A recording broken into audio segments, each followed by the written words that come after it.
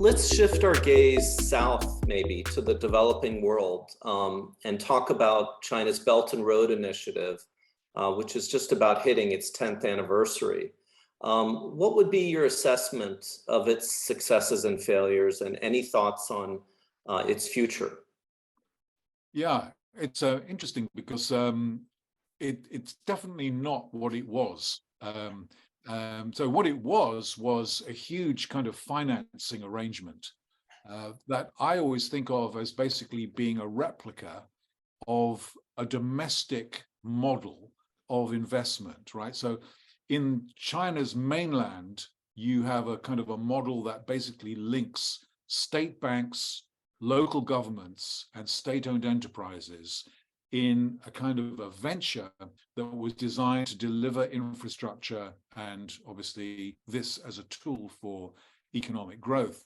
Now you've got that same model basically operating in the Belt and Road world with a fourth actor, which is sovereign governments.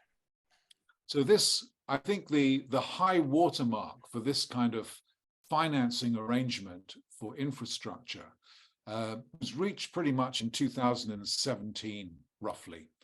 And since then, I mean, although there are still financial flows coming out of China's development banks to Belt and Road countries, it's really slowed down to a trickle now. It's not really where most of the action, so-called action, is. Which I think nowadays tends to be much more in terms of creation of markets, extraction of raw materials for China, obviously, the development of infrastructure, but I mean infrastructure like telecommunications infrastructure, which would be receptive to Huawei and other Chinese telecommunication companies, because obviously we've got a bifurcation going on in terms of telecommunications and technology, and the global south is basically the playing field for both sides, really, to try to win over those markets.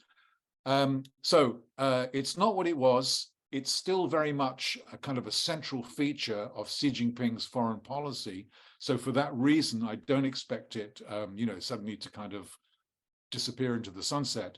But it is also being kind of displaced or elbowed a little bit by Xi Jinping's new global security and global development initiatives, which are basically offering other countries kind of a different kind of model or alignment system to go along with China's version of global governance, which is something that's, I think, supplementary to the Belt and Road. The Belt and Road may have had that as a kind of a covert part of the agenda, but it didn't have fundamentally energy-related and commercial-related goals. But partly because of the debt problems that a lot of countries have experienced, and partly because of China's own clampdown on direct investment and frivolous lending overseas, I think I'd be very surprised if the Belt and Road returned to the kind of heyday that we saw in 15, 16, 17.